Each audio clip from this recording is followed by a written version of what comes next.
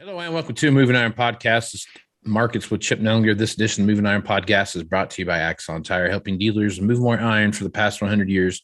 For more information, go to axontire.com. Axon Tire is giving away a free Axon Alliance branded baseball hat. You think I'd be able to say that better now, Chip? I've been saying it for 22 episodes now.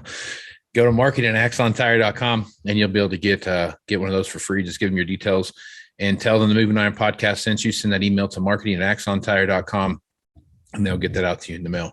Valley Transportation has been hauling ag and construction equipment across the country for the past 33 years. Call Parker at 800-657-4910 for all your trucking needs. At Valley Transportation, our goal is to help you reach yours. And no matter how you buy your ag equipment, whether it's from a dealer, an auction, or a private party, AgDirect can help you finance it. You can even apply online at agdirect.com. For more information about your financing options, go to agdirect.com. Chip Nellinger is with Blue Reef Agri-Marketing out of Morton, Illinois, and he's nice enough to come on and talk about what's going on in the marketplace. Chip, how you doing this morning? I guess it's afternoon now. Doing well.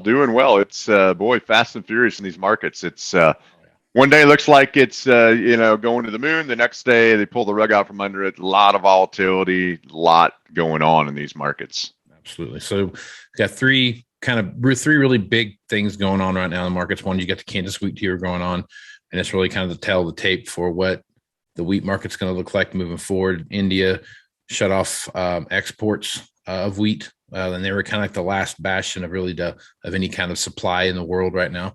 So you have that on the table. Now the Kansas wheat tour is going on, and day one they painted this nice rosy picture of 51 bushel per average, as just greatest thing ever. And then day 2 and 3 were like, not so much.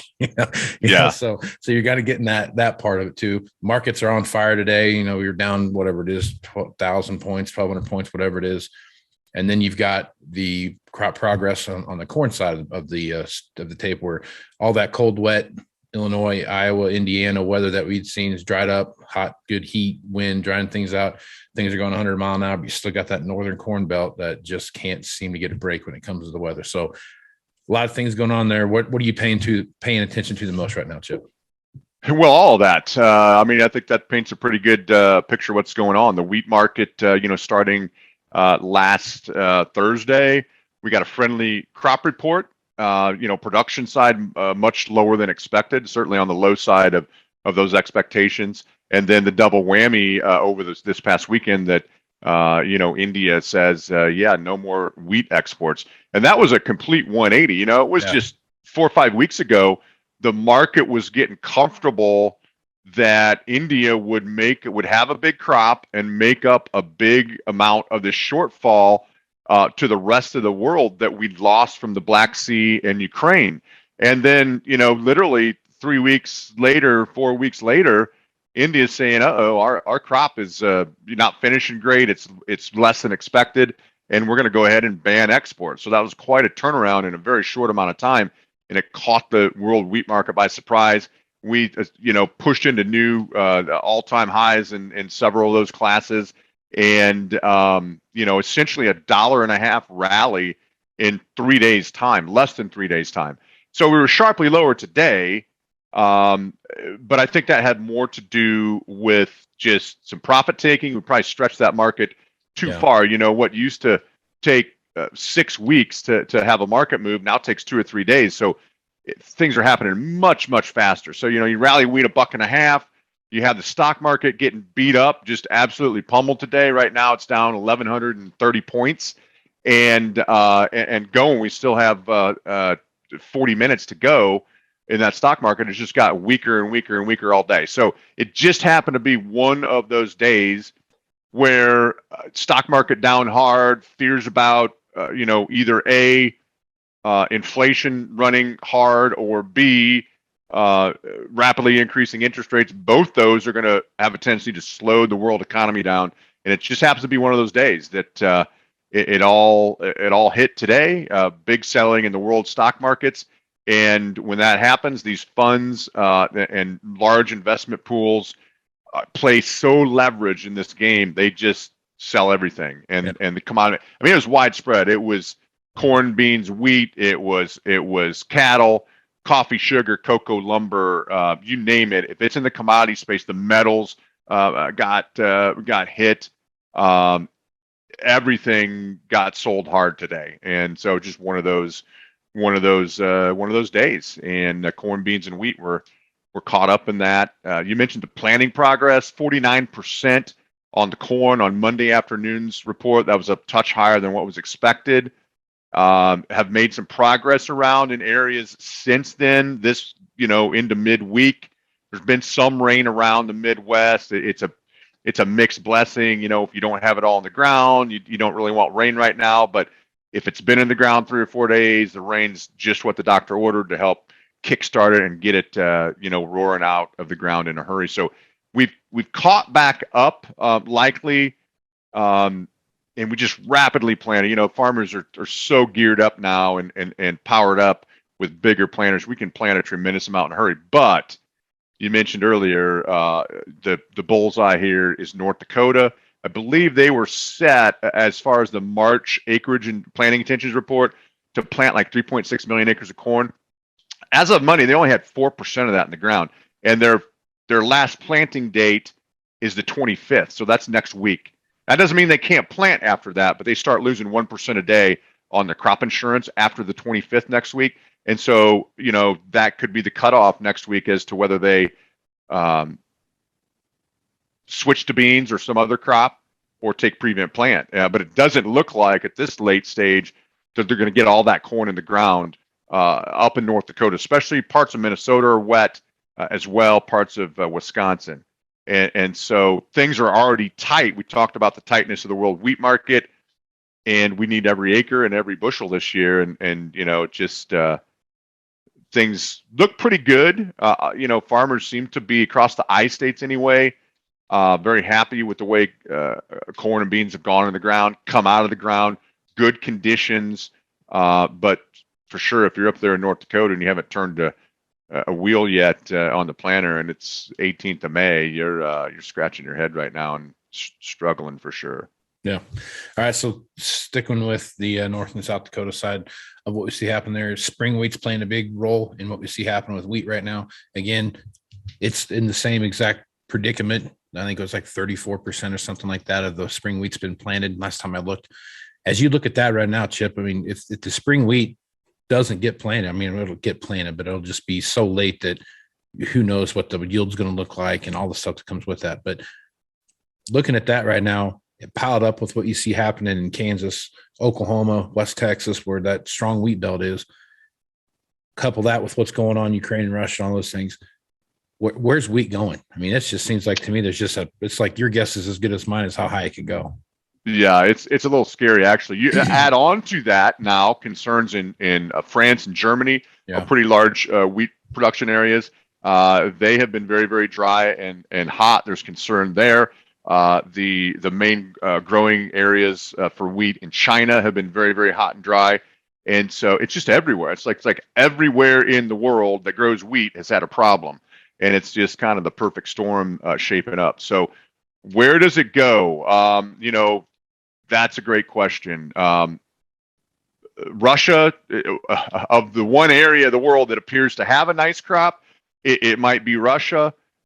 How much that gets out and exported, there is some supply there. It's not like there's no wheat. It's just kind of artificially held off the market because of all these sanctions. So my guess is some of that wheat will spill out into some of these countries that just critically have to have wheat for a food source or face riots and starving population. And so where it can go is a little scary right now.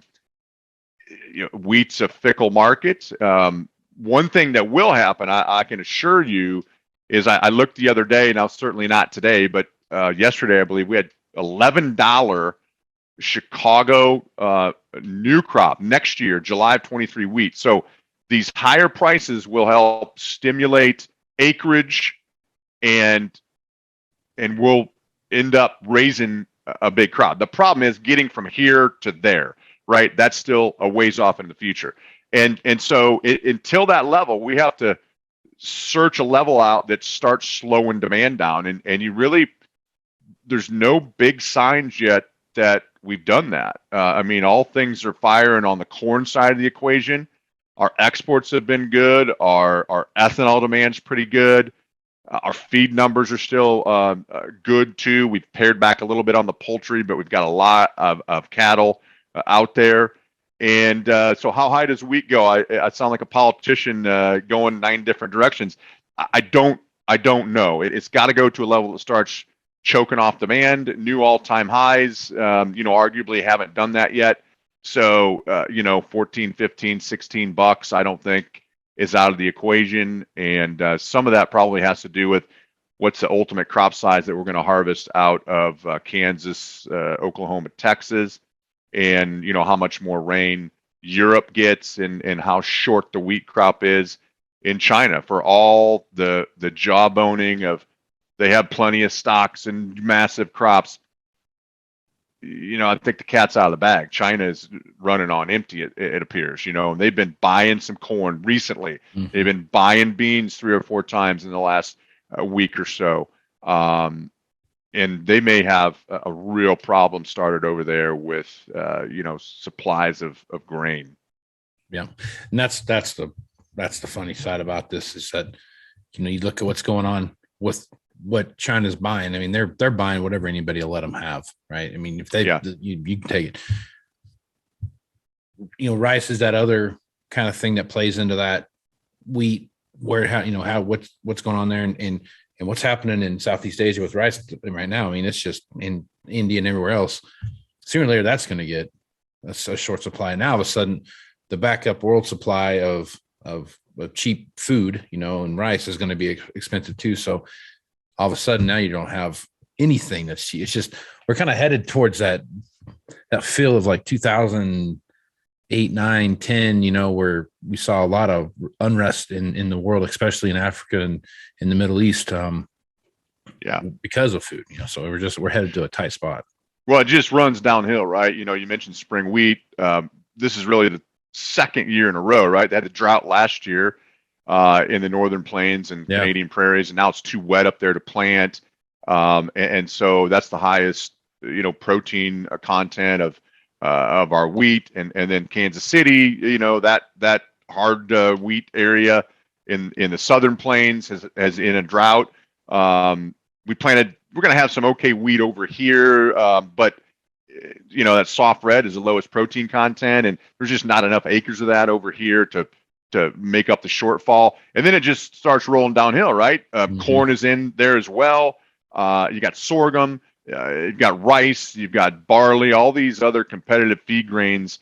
It just increases the demand for all of it. And you mentioned 2008. It's a little scary because maybe the one thing that could derail this is a big, fast, I'm not going to call it a crash, but a rapid correction in the stock market. You can argue now we're 1,240 points lower in the stock market. This is a ugly day, right? Yeah. And so you string 2 or 3 of these days in a row, or 3 out of 5 the next 5 days, and that could cause some selling pressure across commodities, and so it could just increase the uncertainty and the volatility in here. But I think there's enough end users, real buyers, real users of a lot of our grains and commodities here that still are going to buy the break. They got to have it. They got to secure it. And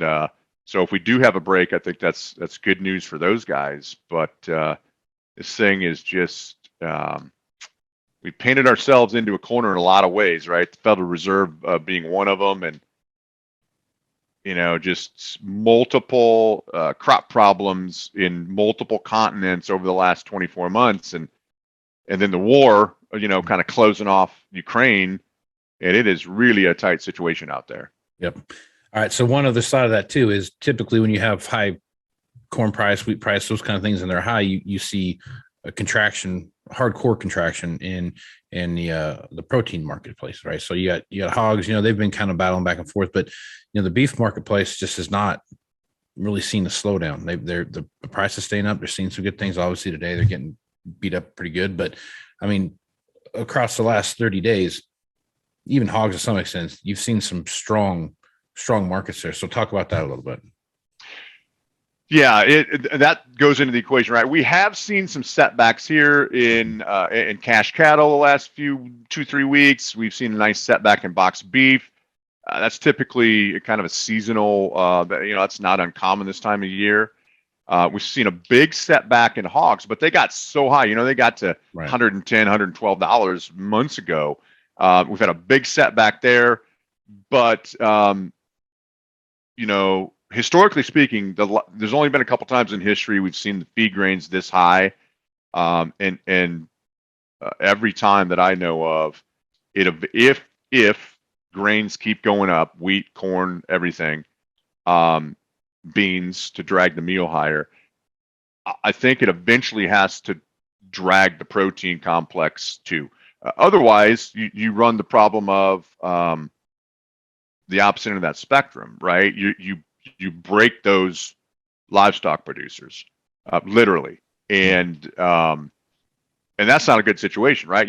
That just exaggerates the food scarcity problem that we already have because of the tight stocks of grain. So I think eventually, if corn keeps going up, if you see it at some stupid number, $9.5, $10 down the road here, and you see $15, $16, $17 wheat and $18 or $20 beans, and $550, $600 meal, I think it has to drag the price of cattle, feeders, hogs, poultry, everything with it to keep those margins. Doesn't mean they're going to make a lot of money, but we have to keep incentivizing those producers to stay in business and keep producing, or then you run the real risk of having a protein shortage. And so there's a million things going on here. And obviously, if we're slowing the world economy down because of inflation or because we're going to raise interest rates, the fear on the beef side especially is you're going to start slowing that down. But our exports have been just tremendous here for 18 months.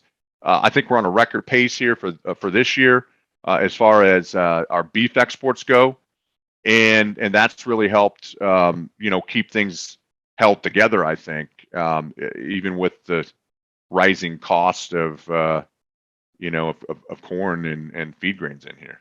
Yeah. Yep.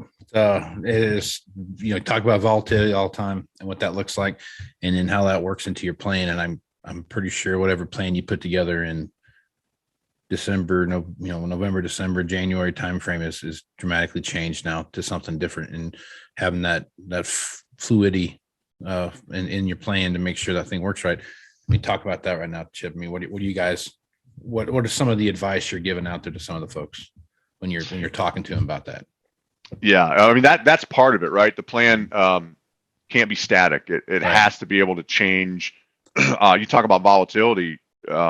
Yesterday in wheat, we were higher in the overnight. We sold off more than 50 cents off of the highs, and then we came back and rallied and put in new highs for the day.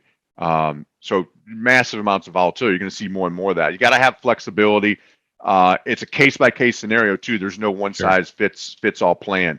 It varies by operation, but in general, scaling into sales lightly on these rallies, at new all-time highs in wheat, still have to allow for some flexibility, whether that's using puts instead of sales or attaching some calls on top of those sales.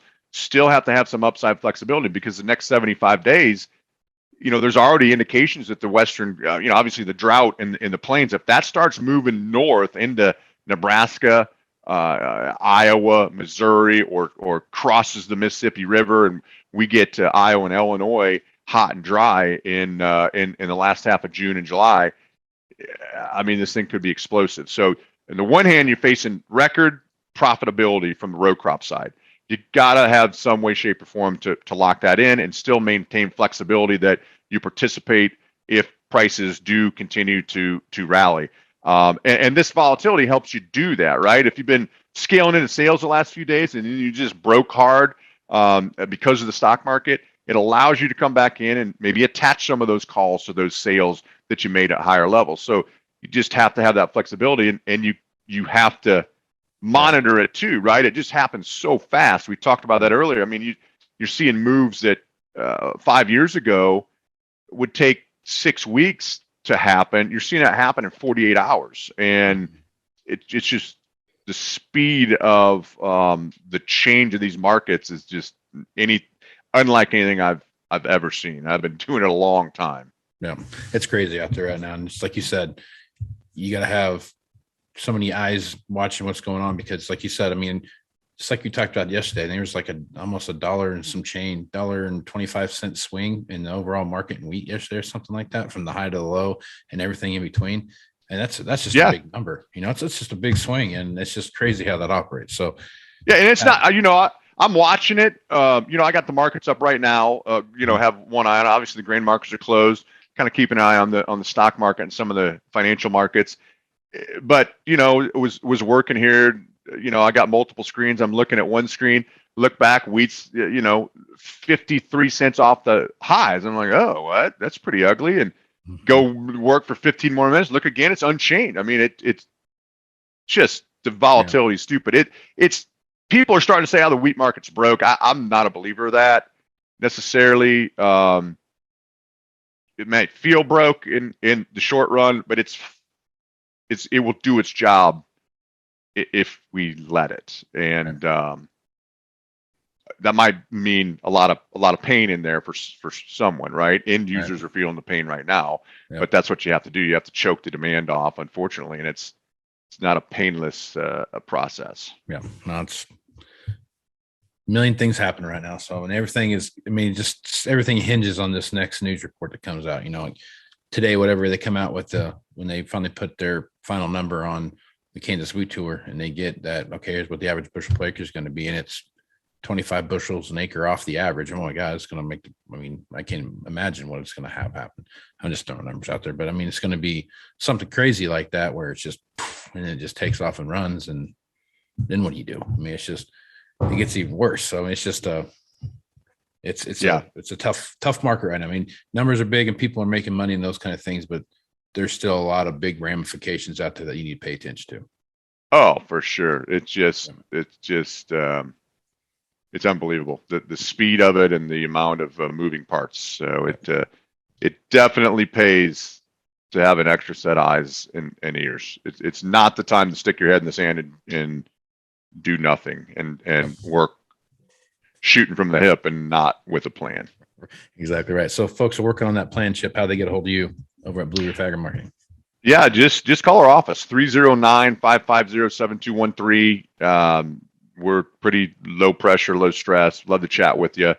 Kind of see what you're doing with your plan, and give you a little advice on how you might improve it, and what our thought process is. So don't hesitate to give us a call. Absolutely. Give them a call, folks. Those guys over there know what they're doing, and it's well worth your opportunity to at least just have that conversation with them. So check that out. Chip, appreciate you being on the podcast, man. Hey, no problem. Thanks, Casey. Right on. I'm Casey Seymour with Moving Iron Podcast. Make sure you check me out on Facebook, Twitter, and Instagram. That's where you find the latest editions of the Moving Iron Podcast. Also go to LinkedIn under Moving Iron Podcast. And you want to subscribe and see what Chip Nellinger looks like, go over to the YouTube channel. Check that out. And you'll see what Chip looks like there on the video side of it. So if you're interested in coming to the Moving Iron Summit coming up in Nashville, Tennessee, check that out. That's September 6th, 7th, and 8th. Go to MovingIronLLC.com website, upper right-hand corner, click on the Moving Iron Summit tab, and you will get all the information there. If you need more information, send me an email at MovingIronPodcast@MovingIronPodcast.com, and I will get back to you as soon as I can. So with that, I am Casey Seymour with Chip Nellinger. Let's go move some iron, folks. Out.